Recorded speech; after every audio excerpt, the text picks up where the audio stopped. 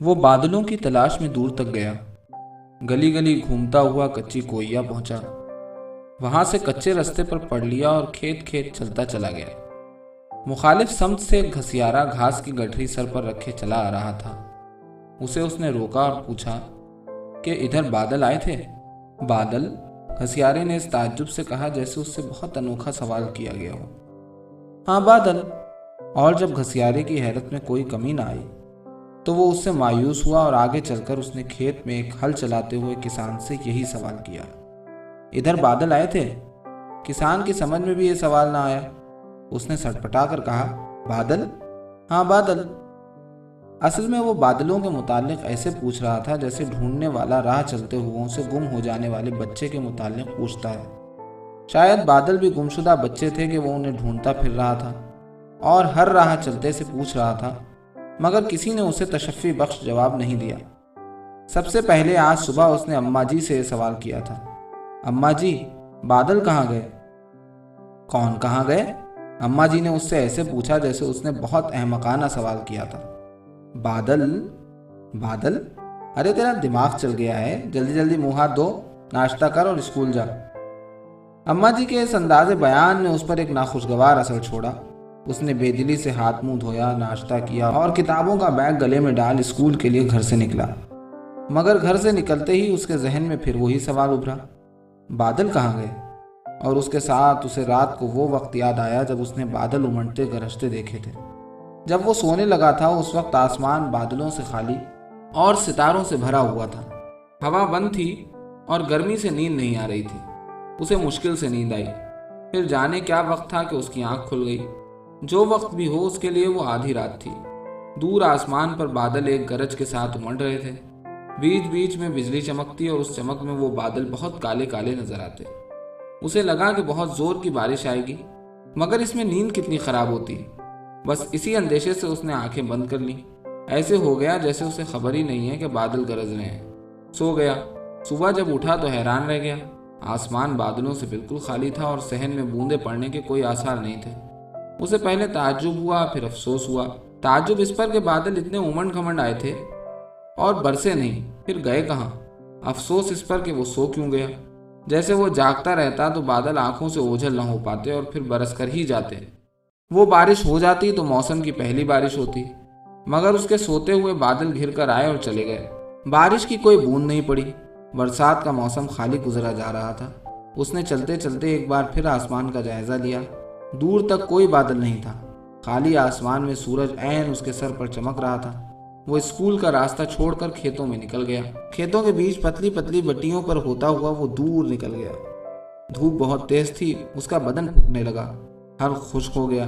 कई खेत पार करने के बाद घनी छांव वाला एक पेड़ दिखाई दिया कि उसकी छांव में कुआं चल रहा था। गोया रेगिस्तान में चलते चलते नखलिस्तान आ गया। उसने दरख्त की छांव में पहुंचकर किताबों का बैग एक तरफ रखा। कुएं के पास पहुंचकर रहट से निकलते हुए पानी से पैर धोए, हाथ मुंह धोया और फिर जी भरकर पानी पिया। मुंह हाथ धोकर पानी पीकर आंखों में ठंडक और रोशनी आई। अब उसने इर्द गिर्द का जायजा लिया। कुएं के पास ही टूटे से मोंढे पर एक बड़े मियाँ हुक्का पी रहे थे। उसने कई मर्तबा बड़े मियाँ की तरफ देखा। कुछ कहना चाहा मगर फिर हिम्मत छोड़ बैठा। आखिर उसने हिम्मत बांधी और बोला, बड़े मियाँ, इधर बादल आए थे? बड़े मियाँ ने हुक्का पीते पीते उसे गौर से देखा, फिर बोले, बेटा, बादल छुप कर तो नहीं आएंगे। जब घिर कर आएंगे तो आसमान जमीन को पता चल जाएगा। मगर रात तो बादल आए थे और किसी को पता ही न चला। रात बादल आए थे? बड़े मियाँ ने कुछ सोचा, फिर ऊंची आवाज से अल्लाह दीन से मुखातिब हुए, अल्लाह दीन, रात बादल आए थे? अल्लाह दीन बैलों को हाँकते हाँकते रुका। बोला, मैं तो जी रात खाट पे पीठ लगाते ही सो गया था, मुझे पता नहीं।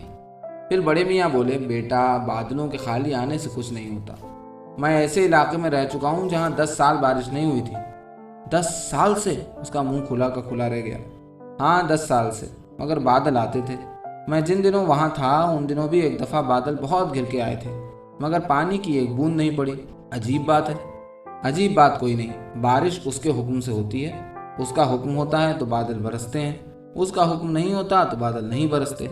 बड़े मियाँ के इस बयान के साथ साथ उसके तसव्वुर में पिछली मुख्तलिफ घटाएं उमड़ आईं। वो घटाएं जो घटाटोप अंधेरे के साथ उठीं, जैसे बरस कर जल थल कर देंगी, मगर बूंद बरसाए बगैर गुजर गईं। वो घटाएं जो चंद बेमानी सी बदलियों की सूरत में आईं और ऐसी बरसी के ताल तलैयां उमड़ आईं। बड़े मियाँ ने तपते आसमान की तरफ देखा, फिर बड़बड़ाया, मौसम गुजरा जा रहा है, पता नहीं उसका हुक्म कब होगा। जवाब में वो भी बड़बड़ाया, मैं बरसता ही नहीं, पता नहीं बादल आके कहाँ चले गए। बेटा क्या बरसेगा तो खबरें आने लगेंगी कि सैलाब आ गया, आसमान बखील हो गया, ज़मीन में ज़र्फ नहीं रहा, बारिश होती ही नहीं, होती है तो सैलाब उमड़ पड़ता है।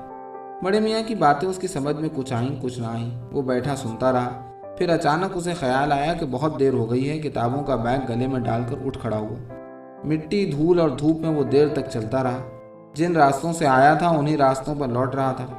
धूप अब भी तेज थी, मगर जब वो कच्ची कोइया के पास पहुंचा तो उसे लगा कि हवा में एक ठंडी लकीर सी तैर गई है और कदमों के नीचे मिट्टी कुछ सीली सीली है।